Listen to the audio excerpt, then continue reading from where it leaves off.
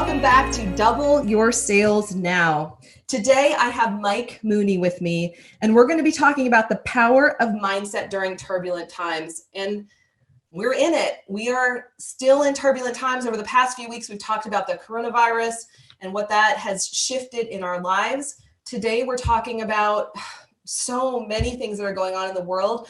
We're, right now, as we record this, it's the weekend after many protests here in Minneapolis. George Floyd's passing and what that means. And, that's going to be weaved into this conversation.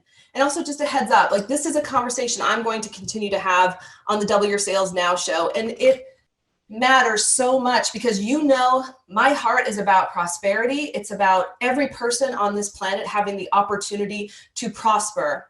And so I invited on my next show my dear friend, Janice Graham. We've been friends for many years, and we're going to start the conversation, or really continue the conversation of what it all means right now, and how can we stand shoulder to shoulder with the African American community, with others who have felt disenfranchised, and how we can be of support, and how I can use my voice to support. And it's going to be a constructive conversation with all sides. So get ready for that. That's going to be coming up in the next show. You'll hear about it. Today, again, I just want to welcome Mike to the show. Thanks so much for being here. Ursula, thank you so much for having me. I've been so excited about our time together and having a chance to connect and talk. This is going to be great. Yes, it's going to be great. And Mike was introduced to a mutual friend, and you never know with the timing of things, and that wasn't the perfect timing. And all of a sudden the perfect timing is here. So I'm grateful to the universe and to God for figuring this out. A couple housekeeping things. If you haven't yet, please go to salescoachnow.com/gift, 6 secrets to doubling your sales now. It's a PDF. It can help you get unstuck and get refocused on what you want. Also, because you are a podcast listener, if you haven't been to sales camp yet, we now have virtual sales camp. You can sit in the comfort of your office or your home and join us and work on taking your business to the next level. I had so many limiting beliefs about taking our class, sales camp, and making it virtual. I thought, how are we going to create the magic that happens when we're shoulder to shoulder? Tons of limiting beliefs about that. But one day, when I got still and heard that silent voice that suddenly got a little bit louder, the whispers that said, Ursula, it's time. It's going to work out. I listened. Sales camp is now virtual now, and we've heard from our clients that in some ways it's even more powerful. So you have to find out why that is. Come and play with us. We have a very, very special price for our podcast listeners. You can email us at contact@salescoachnow, and my team will get you all that information. All right. Well, with that, let me tell you about Mike and why I'm so excited. We're going to talk again about the power of mindset during turbulent times. Mike Mooney. It would be easy to say that his career has been going in circles for the last 25 years in the high-speed world of motorsports. Mike built a reputation for creating award-winning campaigns that drove brand, athlete, and sports property distinction, protection, and recovery, having represented many highly regarded brands such as Mercedes Benz, 3M, Tylenol, Walmart, Eli Lilly, and Fifth Third Bank. Wow.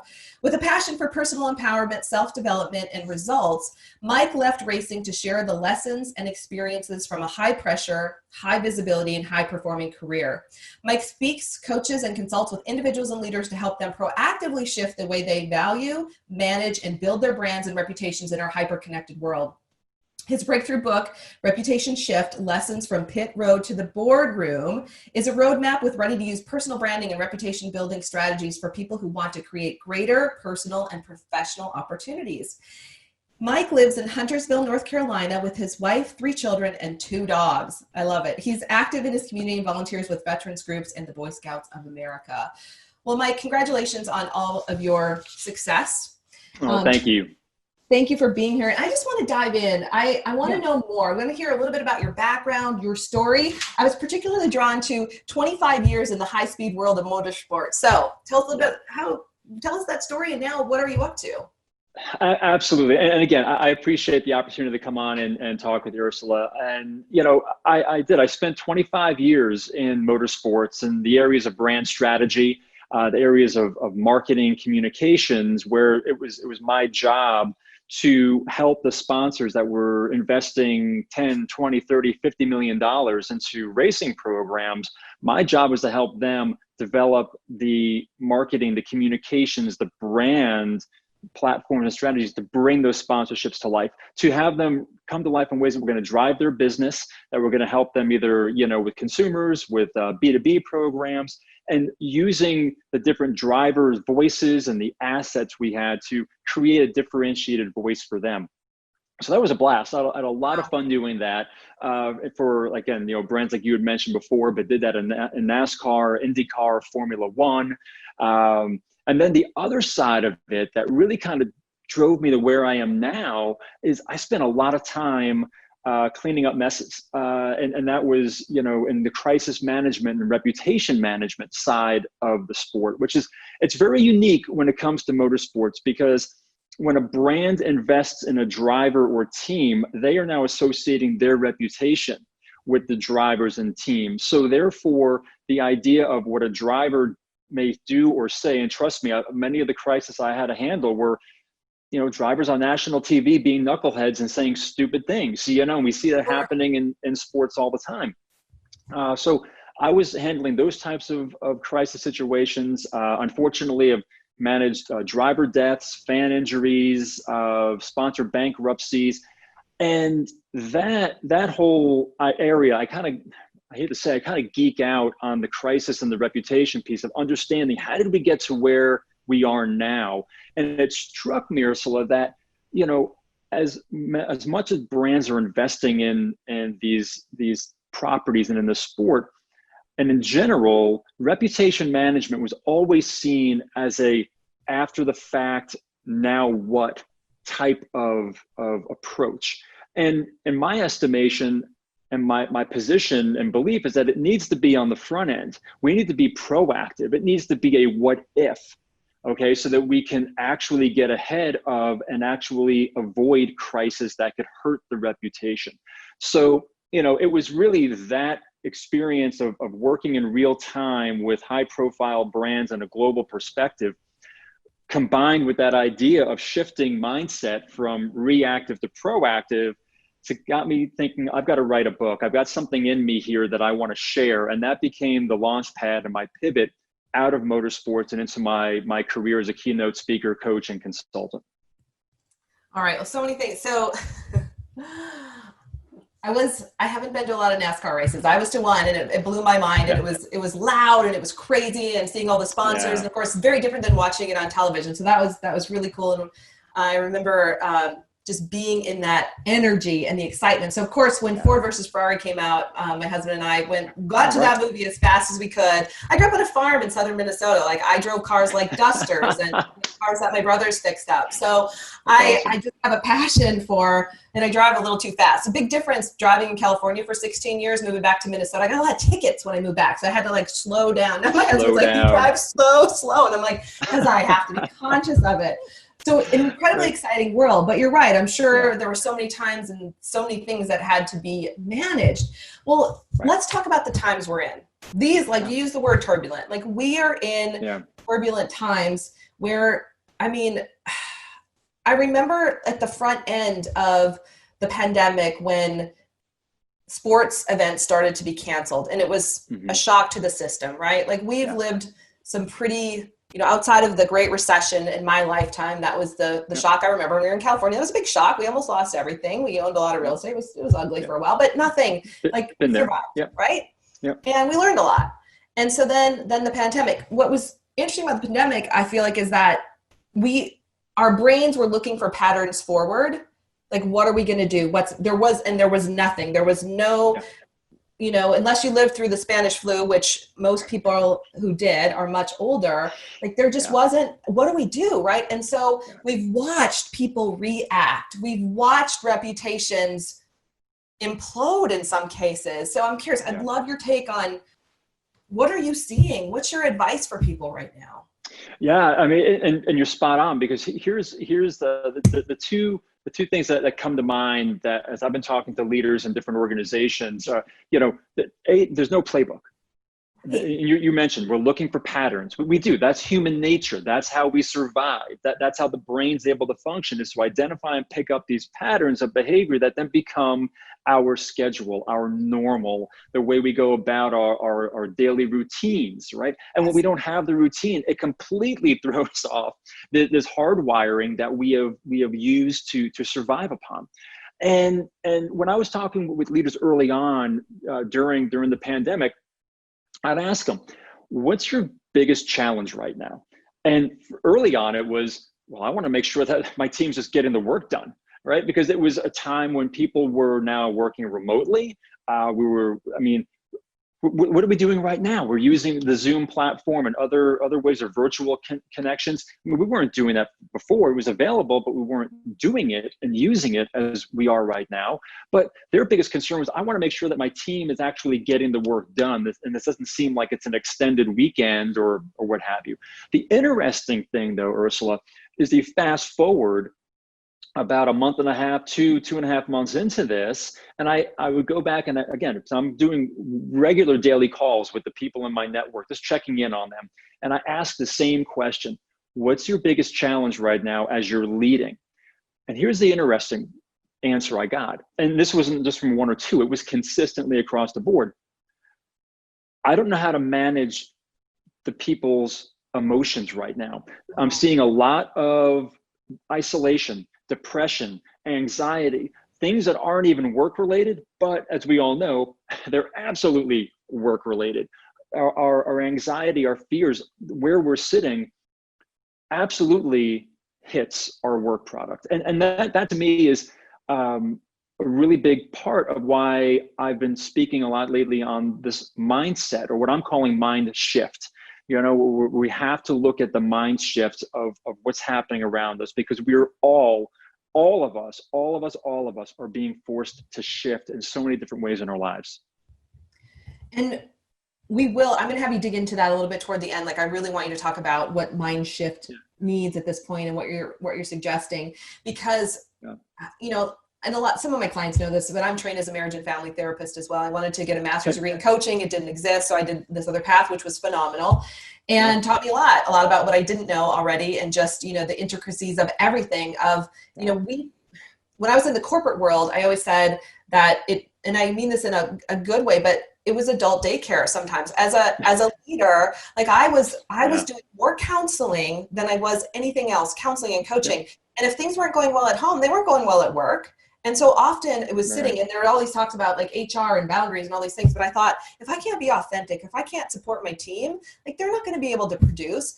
And there were times when I was president of an IT company, I would walk around the floors and just take ice cream sandwiches and have conversations with people and really check in. Yeah. And that wasn't during a pandemic, right? So now the isolation and just the fear and the uncertainty and is a huge concern. And I mean, one that, like, for my clients, like all, you know, with our clients, most of our clients are small business owners. We're talking with them about these exact issues. And one of the things that has come up is, for our small business owners, is, should I keep selling? Like at the front end of the pandemic, should I keep selling? And I'm sure you've had these thoughts yourself. Should I keep my business going? What does it mean? And now, a month and a half in, so the answer was yes to that. And we had to get past the shaming and the other things that were happening out there about not moving forward or not selling, because you couldn't, unless you were going to lay your business down, you couldn't stop, right? A month and a half in, I'm delivering a keynote today to a group that's very near and dear to my heart, the Inland Empire Women's Business Center. It's Prosperity Week. And my topic is it okay to prosper during a pandemic? So we moved from can I sell to now, is it okay to prosper? And so I want to talk to you about, like, how has that shown up for you in your business and with people you know? Like, we're feeling all these emotions, and is it okay to keep making a living? What about selling? I would say absolutely. And we have to. We have to keep moving forward. However, I'm going to put the big caveat around this. My opinion, this is just my opinion though. Yeah. The currency today is not money. And if you think that you're still building your currency on money today in this pandemic, you're wrong. You're wrong, in my opinion. Here's where I'm going with that. Yeah. Okay. Is that today's currency is trust and relationships. The money will follow that. Okay, if you're selling somebody, and there's a difference now, okay, between opportunity and being opportunistic. I want to be really clear. Opportunity is when you're delivering value, a service, right? You're creating impact that's helping people in their lives. Opportunistic is when you're out there just trying to peddle something, and it's just transactional. So my point is this: for those companies that are thinking about, how am I making my sale? How am I going to make that next sale? I would encourage you to flip that and say, how am I continuing to build trust? What am I doing today that is strengthening a relationship with someone who is hurting, that I know, and this is tried and true, and we've seen it out of the Great Depression all the way through the recession and others, where you build that relationship now, you're shoulder to shoulder with these people fighting forward, and guess what? The money's going to come. They're going to remember who stood by them and who was there for them when the times were tough, and weren't sitting there with their hands out going, hey, pay me, I need more money. Hey, make the sale, I need this. Yes, yeah. That will come. So it's a shift in mindset of, are you looking at this still from a transactional mindset, which is all about the currency, or are you looking at it through a relational mindset, which is about trust? Trust is the long game. Relational is the long game. And I'd encourage people to think of that, especially in the pandemic. And I know it's counterintuitive because everyone's like, oh my God, my business. Yes, every day we're looking at the financials and we're seeing them go down, down, down. So I'm not downplaying the pain. I'm not downplaying the sense of urgency for your audience or any business owner out there saying, Mike, it's nice you want to build a relationship, but I got to make my payroll this month. I'm not diminishing that. I'm just saying that we as leaders have to take a step back sometimes to think of that long game and what are we building here? Yes, such a great point. And I was laughing because I think you've been in some of our rooms recently, because one of the things we did, we changed our sales script. So we help people write sales scripts and how to communicate. Yeah. And then the pandemic script, you're calling to serve, right? Like we wanted all of our clients, whether you're making cold calls or warm calls, to still be getting in front of people, still connecting with them. But the question now you ask first is, how are you doing? How are you doing in the past? Like, what's going on with you? Like because I'm a big mental health advocate, we talked about before, like let's check in first. Now, if they're not doing well, it's your opportunity, and I feel like your duty, to give them a referral, a connection, a suggestion, support. If they're like, Ursula, I'm doing great, my business is okay, great, let's have that continued conversation of how I might still be able to serve you. And I agree with you. It's like separating those two pieces, and that it's back to what you said too. We've talked a lot about the relationships we built during the recession. Those people were the first people who called me when the pandemic hit. And so much business has been pushed my way because of those relationships. So we've been saying that too. Like, be really conscious of who you're building relationships with right now, because these are like your friends for life, your clients for life.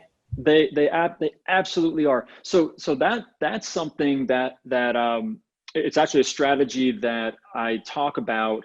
It's actually in my book, but I also talk about this with my coaching clients and current clients, in this idea of creating emotional souvenirs. Okay, so let me ask you this, Ursula. If I asked you right now to think about the first concert that you went to, okay? I'm not going to ask. Let me ask you. Do you remember what was that first concert? It was I got to go for free because I worked at the State Fair in Minnesota, and that was part of the goal. Okay. It was the Backstreet Boys. I think it was the Backstreet Boys. Am I too young for that? Backstreet Boys. Was it the Backstreet? I think it was the Backstreet Boys. They were there. I think they were one of the bands that was there that summer. Yes. So you went to go see the Backstreet Boys. Okay. So you went free.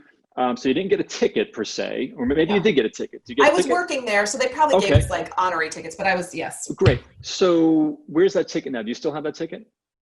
Probably in one of my scrapbooks somewhere. Evidence that I was there, yeah. But somewhere, right? Maybe you can find it, maybe you can't. Okay. The question is, if I asked you to close your eyes and tell me who you were there with, what was the experience like? What do you remember? What were the sounds? What were the smells? I guarantee, and you're going there right now, I can see it on your face, you know? And that's the point, is that is an emotional souvenir. We go through life oftentimes and I can't find that ticket. I outgrew the concert t-shirt, you know, I lost the hat, the cup is gone, whatever it is. But the emotional experience that you had, you will never forget who you were with, what it was like, etc. So what I'm suggesting and encouraging leaders and business owners to do is think about, in this time right now, what are the emotional souvenirs that you can be creating that transcend what it is that you're selling, your service, your product, et cetera. It gets back to what you said. The people who you formed amazing relationships with during that recession are the ones who are still with you today. So as an example, I'll bring this to life. So as I was talking to some of my friends and different people in industries, and I kept getting that same answer of, my biggest challenge right now is helping my team and the emotions and their mindset. And I said, okay, how about we do this? Next time you have your team meeting, which is going to be on Zoom, I assume, and they're like, yeah, it'll be on Zoom. I said, let me hop on for 20 minutes on the front end. And I'm going to talk to them about the power of mindset and what we're doing in mind shift. And we're going to talk about control and emotion and perspective. And from there, then we're going to have a conversation around that. And then you can go on with your meeting. And they're like, would you do that? That would be fantastic. How much is it? I'm like, it's nothing. It's nothing.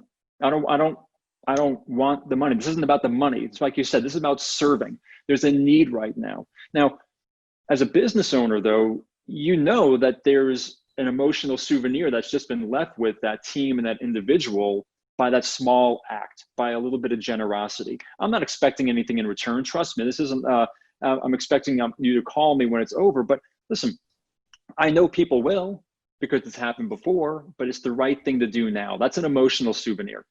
I love it. Yeah. I love it. Yes. And just that connection of, I think it was Mary Kay Ash who said, people never remember what you said. They'll remember how you made them feel, right? The founder of Mary Kay, absolutely. right? Like that deep connection and that emotion. Absolutely. So I got a couple things. I don't want to run out of time yet. Do you have a little time yet? I do. For you, absolutely. Okay. Let's do it. So one of the things we always talk about are your sales strategies. And I think you just like a soft strategy is serving. What other strategies are working well for you in this time, that like 2 strategies that are useful that you could share with our audience? So I would say like the biggest one I'm focused on right now is content. I happen to be working in the thought leader space, but that doesn't mean that people who have brick and mortar stores and products can't be content generators and thought leaders in their own space. So for me, it's truly about creating more content, more relevant and engaging content, and trying to draw people into a conversation and also connecting people within that conversation. So I feel like for me, that has been a fantastic source to continue the momentum that I had been building prior to the pandemic. Because let's be honest, in my world as a speaker, I'm sure you've experienced this too. I mean, my Q1, 2 and into Q3, oh my God, it's been earth shaking. Now, fortunately, I've built my practice and I've diversified it in some other channels. So my coaching and consulting work is fine, but I'm also shifting to virtual experiences and virtual events, like you had mentioned with your camp now going virtual. So I would just say right now, content is a huge piece for me and my business, and the other is relevance. Okay, now what I mean by that is understanding where the pain points are and continuing to understand the pain points of my current clients as well as prospective clients. So with that, I am creating some very specific and tailored experiences, virtual experiences that are helping them to continue to build relational equity that is going to help them continue to drive sales for customers and prospects. Got it. So working on content, and this is perfect. Content. We've said that same thing to every one of our clients. Like, we need leaders right now. I don't care what industry you're in. You need to be leading your industry out and let everybody follow you. Because we talked about this, there is no playbook. So you get to make it up. So the more content anyone can put out, the better. And to be relevant, to really be touching on those points. Yeah. It is. And can I also say this real quick, Ursula? The challenge when it comes to people who are leaders and are trying to make this shift into the thought leader, because there's a difference between leadership and thought leadership, a very big difference. And leadership is getting things done and making sure it's getting done, and thought leadership is about what could be, where is it going, and how do I shape that into a vision and articulate it in a way that gets people to think and move and act differently. Oftentimes when people are trying to move from that leadership to thought leadership, they get in their own way, in their own heads, of saying, well, what do I have to offer? What does my voice really mean? And is it really going to make a difference? And I would just really want to share this thought and belief and encouragement to all of your listeners that your voice does matter. And we need it today. Your customers need it. Your colleagues need it. Your employees need it. People you don't even know who are going to hear or see or read whatever it is you're putting out. You can touch them in a way that can make a radical shift for them. So please don't let the discounting voice in all of our heads keep you from sharing your voice, because we need it today more than ever. Mike, you're talking to me, and and I shared this on the front end of our conversation, that I've gotten messages from my clients saying we need you more than ever. When the pandemic hit, I was like, I was made for this. Like I'm going to lead through this. I can do this. This is my time. And then, right. And then, George Floyd's death happened, and the murder, and just what that has done to be a tipping point into a much wider and bigger conversation. And one of my clients reached out and she said, Ursula, the way you say things matter. We need you at that table, and we need you at that table now. So figure out how to get to the table. And I was like, okay, I'm scared. Yes, I'm afraid. Like, I get what everyone's feeling right now. I understand that. And I appreciate what you just said, because we do get in our own heads. We discount what we have to say. But when people are like saying it's your time, it's all of our time right now. Oh, without a doubt. I mean, what do people say? What's the toughest sale you have to make? And it's the first one to yourself. That actually what you're doing and what you're going to put out there has value. So we can get past that and recognize that we all have to be prepared to step into places that we feel woefully unprepared to be. I think is humbling and empowering. There's risk in that, but by stepping through and stepping into that, my goodness, I believe there's tremendous opportunity to ignite light and to really shift where people are, and more importantly, where they could be going. And the other part to this, and maybe I'm getting off on a different area here, but I really believe that this time that we're all going through, because I've heard the great phrase that we're all in the same storm, but we're in different boats, is creating more space for grace. I really believe people are giving each other a little more grace in how they're showing up and where they're showing up. So for you, if I could speak to you specifically on that, people are going to give you that grace, and they're going to give you that space to be you and have your voice, and for you not to have that fear or concern of, is the message going to land? Because I know you. I mean, we've just met, but I'm picking up that we're very much aligned, that we want to make sure that our message is tight, that it hits, that it's going to be impactful, it's going to move people. But sometimes when you're on a topic like this, you feel so small. So just, if you show up as you, that's all anyone can ask for, and it will be perfect for that moment. You're gonna make me cry. I was crying all weekend. I was having these conversations all weekend. I even cried this morning with a friend of mine, and everyone knows, if you know me long enough, you know I'm emotional. I'm good with that. And thank you for that, because I know it's not just for me. I know I get to receive this message today, but so many people are going to hear this message. And I appreciate you. And before we wrap up, I know you've touched on some of these pieces about mind shift, but what did we miss? What do you want to make sure our listeners know about what that means in the time that we're in? And what's your call to action for us? Sure. So here's what I would say. The reason I'm going with mind shift, and it's important to me, because it's not just about mindset. Mindset is looking at how am I going to, set this approach. To me, we are living in a period of major shift.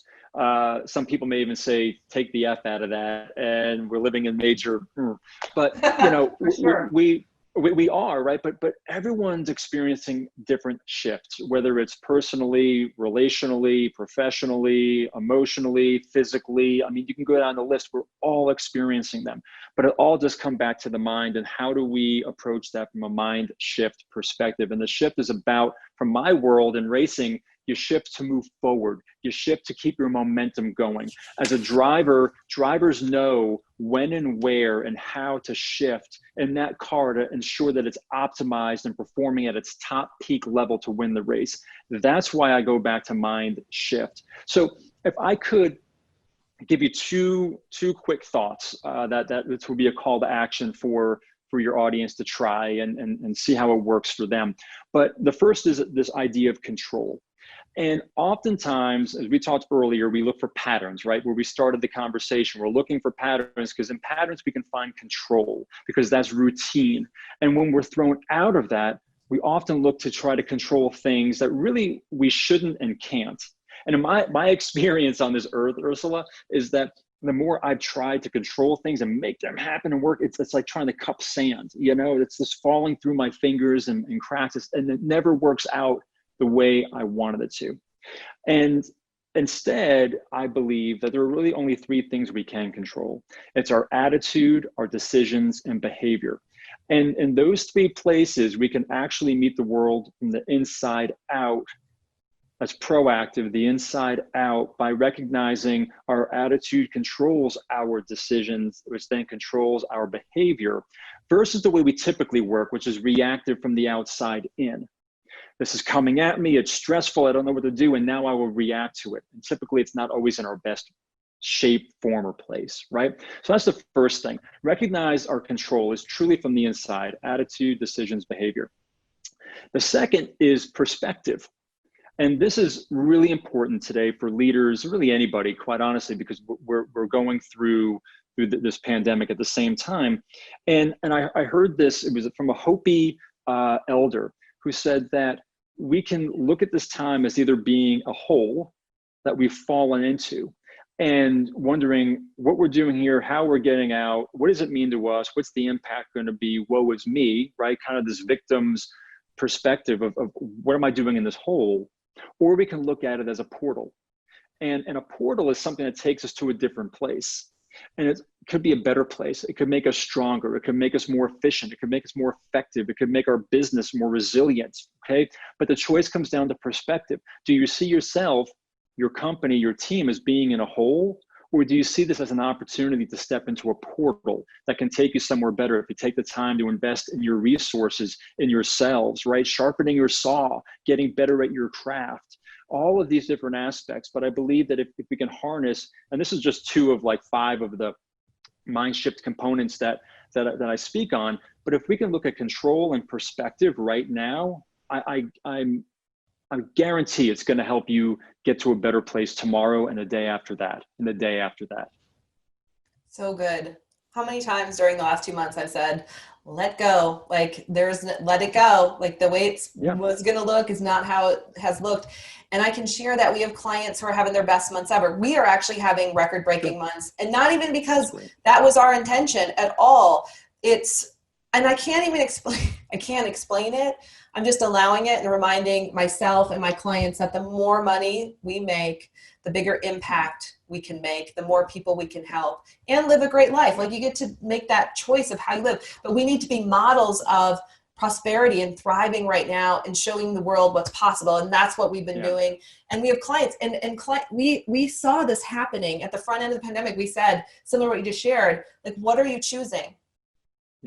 You know, in your example, are you choosing to feel like you are stuck, you are in a hole? Are you choosing to see that this, for some of our clients too, this was the opportunity you've been waiting for to change everything in your business, right? To make that shift. So many of us, right? We were sitting on things that we know needed to change, whether it was in our business, in our families, in our professional lives, like on and on and on. And so there's been so many gifts. And not to take away from so much sadness and so much pain, but like when you look at those 2 things, right? Like they coexist. And so, they do. So it's. Well, and they always have. They always have, and they always will. And you're always going to have a choice of where you decide to sit. Because we will ultimately decide to sit in one camp or the other. And I love it. You're spot on. How many people have said, oh, you know, if I just have more time to do this, this, and this, okay, here it is. Here you go.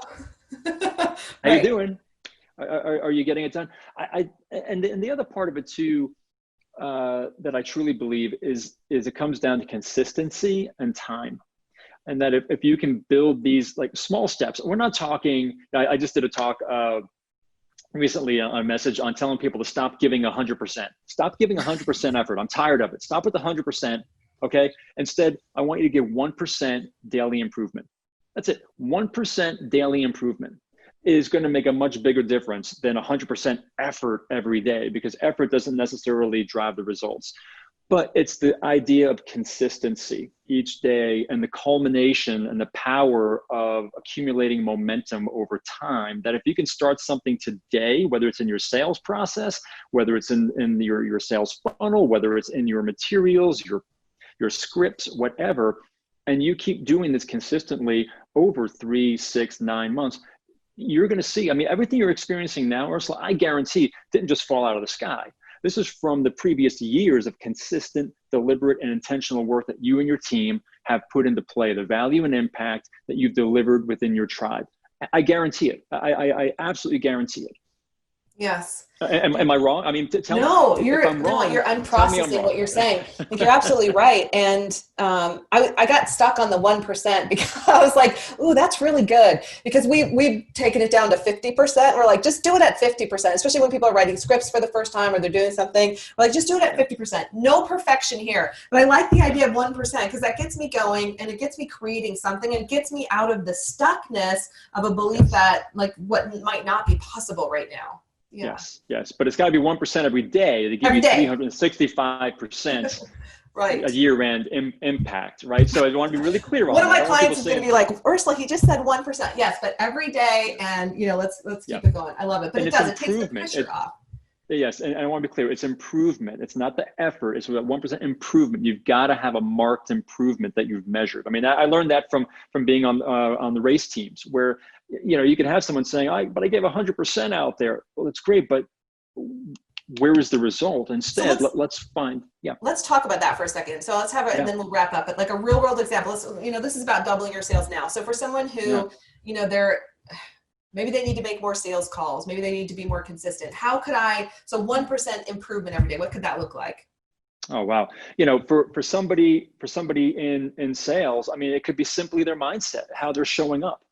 All right. I mean, if you're in a string in a rut where you're just not getting the results you're looking for, the feedback, it could be working on your mindset. And it's 1% every day of looking at how can I change that? How can I show up with that virtual smile on my face or that legitimate smile on my face as we're connecting? It could be that right there. It could be, as simple as refining the pitch and looking at your wording. Am I using the right words? Am I using the words that are going to resonate best with my prospect's pain point? Am I really bringing that pain point to surface? They always say, people buy the aspirin, not the vitamin. So am I really sticking my finger in that pain point in an effective way? It could be, again, it's those things of just like breaking down your process. Am I following my process?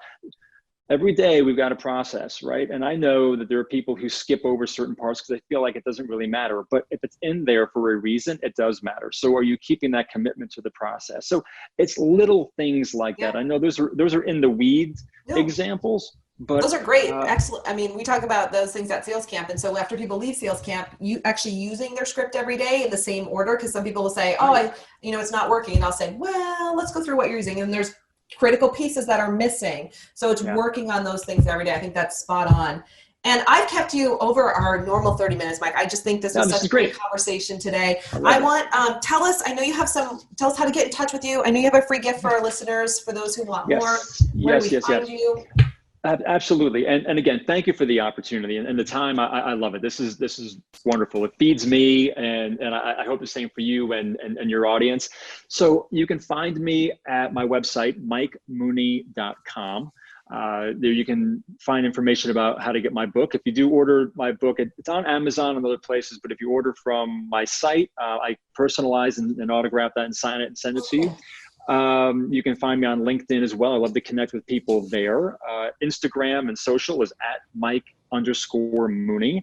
You can find me there. And then in terms of a free gift, I put together an ebook right on the front end of the pandemic that basically outlines 20 ways to build and protect your reputation during a crisis.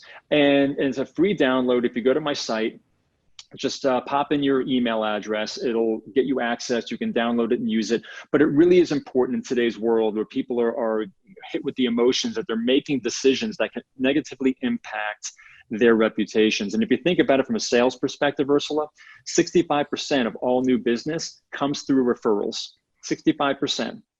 Your referrals are based 100% on your reputation and the work that you do. So download the book, take a look at it. It's great bite-sized information, 20 ways that you can continue to drive and protect that great asset of yours. I'm definitely going to grab that. So everyone go to MikeMooney.com. And I did hear you say you're available for virtual speaking engagements as well, correct? I am, absolutely. So if people would like to have me in, either for larger events or help out with their team, I'm happy to do that. And you can connect with me. My email is simply mike@mikemooney.com. I try to keep it simple. Yes, Mike Mooney, and his last name, Mooney, just so everyone knows. Right. Go to MikeMooney.com. Check it out. Get his free ebook. Mike, thank you for being here today. Yes, this filled my cup as well. I feel like you were speaking directly to me. You know, this is the way the universe works out, but I know you were speaking to everyone. So thank you for being here. Yeah, thank you. I appreciate you and everything you're doing for the small business community and the leaders out there that are making impact every day. They're the engine of our country, and we need them showing up every day. So thank you for all you're doing. Yeah, thank you. My pleasure. To our listeners all over the world, thank you. We love hearing from you. So email us at contact@salescoachnow.com and get ready for the next show. Again, we're going to be diving into what's really happening in the world right now and what we can do together, how we can stand shoulder to shoulder with those who have been disenfranchised, our African-American brothers and sisters, how we support them, but also let's have a real conversation. So my friend Janice Graham is coming back. We're going to talk about it. We're going to talk about how we can be agents of change and support. Thank you all, everyone. Make this your best month yet. It can still happen. Bye for now.